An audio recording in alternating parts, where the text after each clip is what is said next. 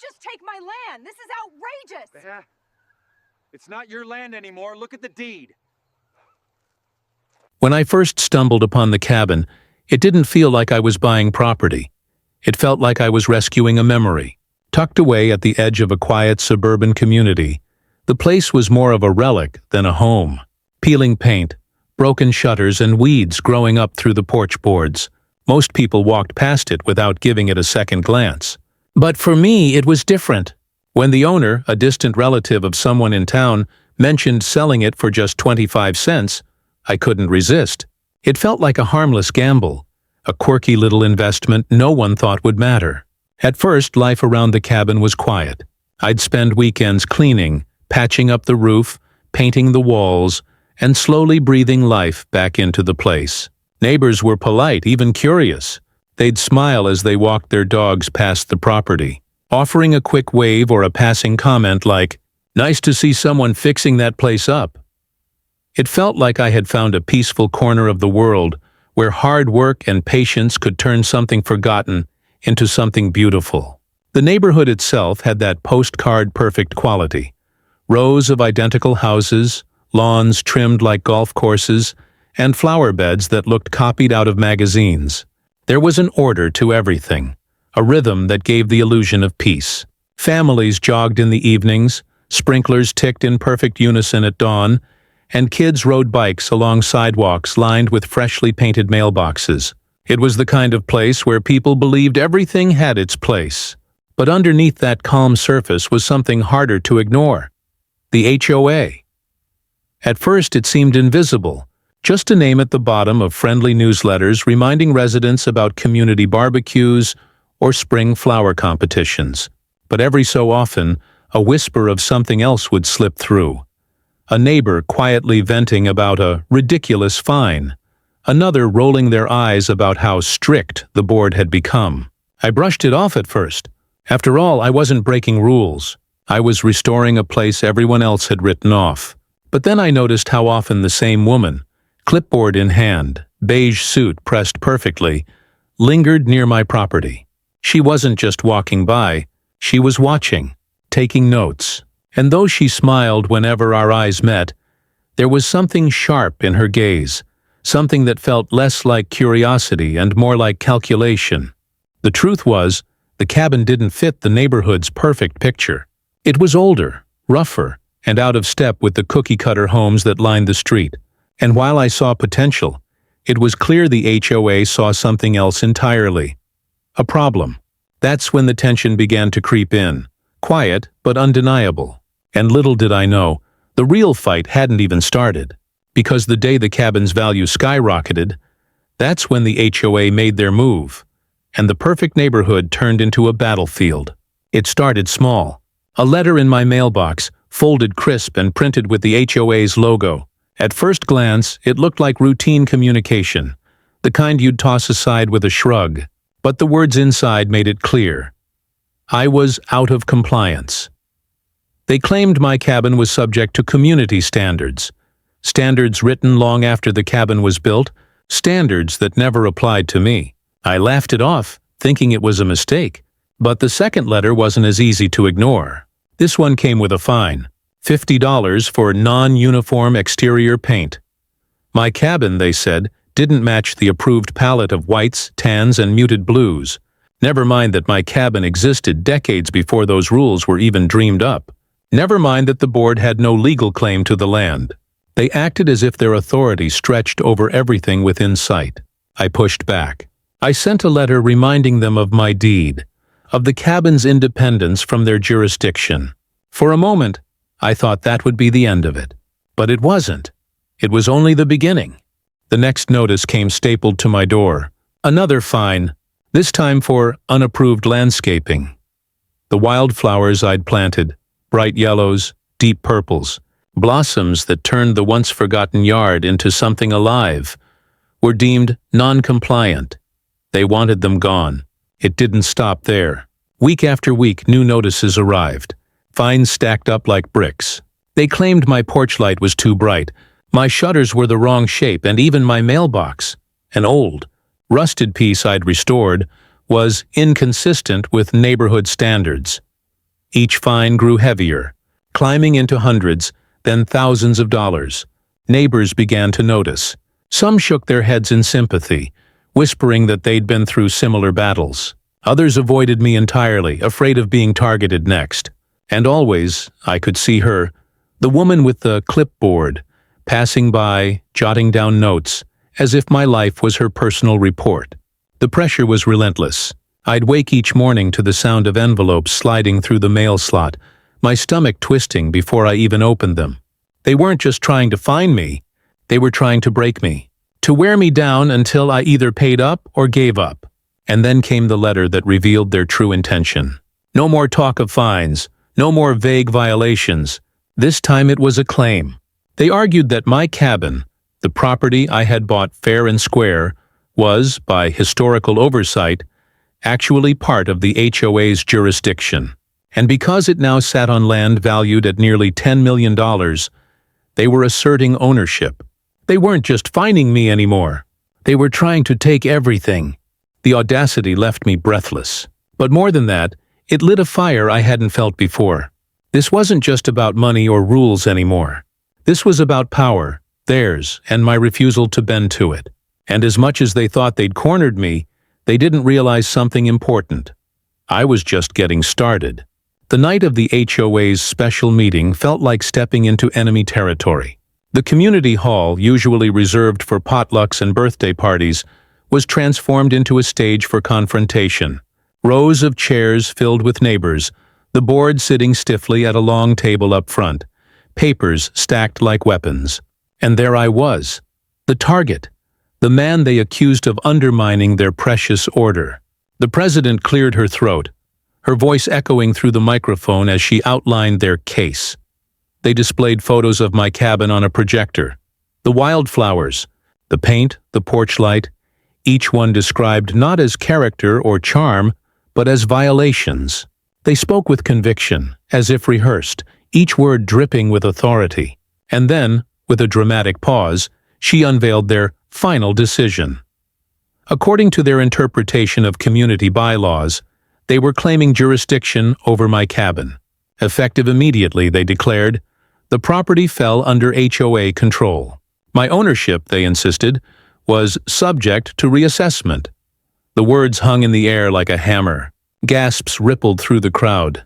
Even those who'd once whispered about fines shifted uneasily in their seats. They had crossed a line and everyone knew it. When it was my turn to speak, I stood slowly, feeling the weight of every eye in the room. My voice didn't need theatrics.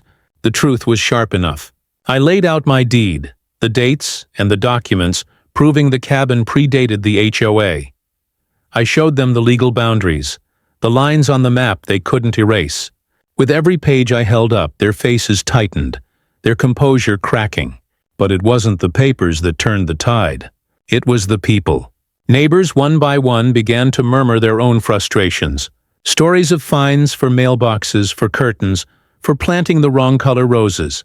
The hall that had felt like a stage for my trial shifted into something else. A reckoning.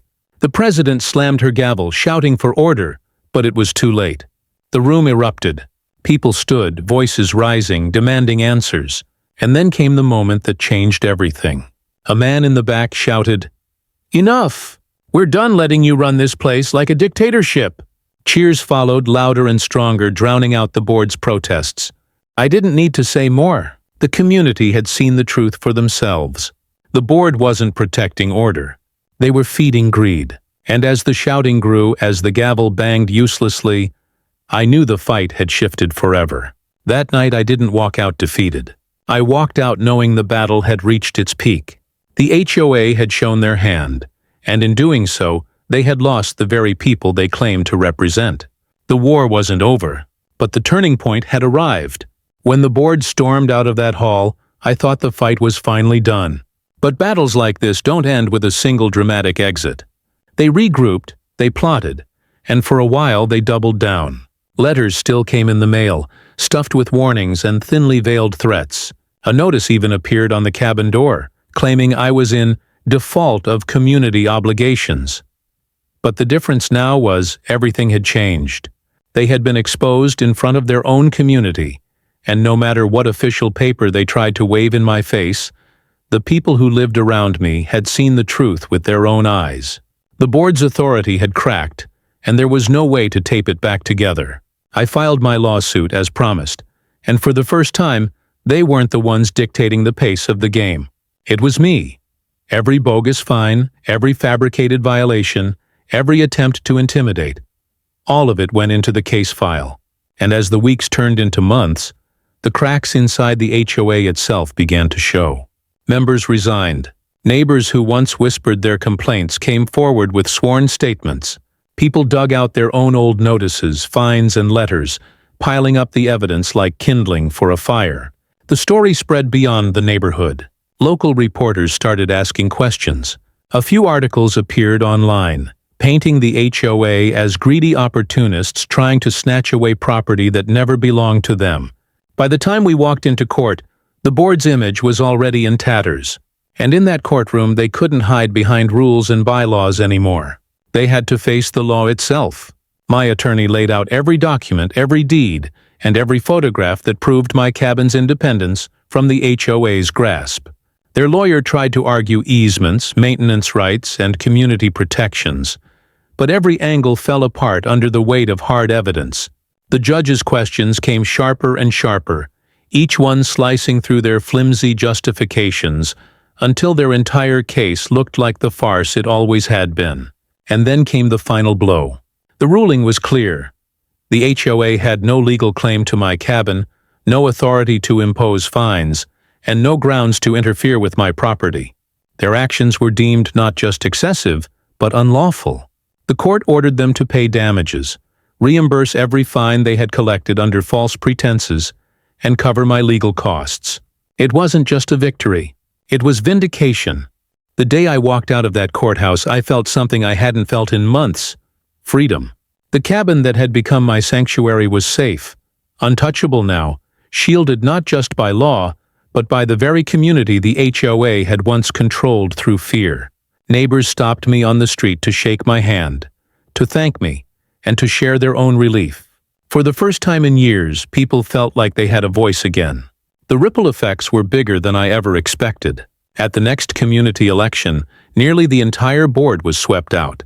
New members took their place, people who actually lived here, people who understood that a neighborhood was supposed to be about community, not control. Rules didn't disappear, but they were rewritten to make sense, to serve fairness instead of feeding greed. And slowly, the tension that had gripped our streets for years began to ease. Yards blossomed with flowers no one dared to plant before. Porches lit up with lights that had once been violations. For the first time, people weren't afraid to make their homes their own. As for me, the cabin became more than just a home. It became a symbol. What started as a forgotten shack I bought for 25 cents turned into a $10 million treasure, not because of its dollar value but because of what it represented.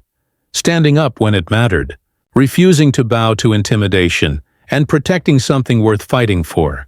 Every creak of the floorboards and every gleam of polished wood reminded me of the nights I almost gave up, and the mornings I woke to new threats. And every time I looked around, I knew I had made the right choice. To fight, not just for myself, but for everyone who had ever been bullied by power dressed up as rules. Years later, when I think back on it all, I realize the most important part wasn't the legal win or even the financial settlement.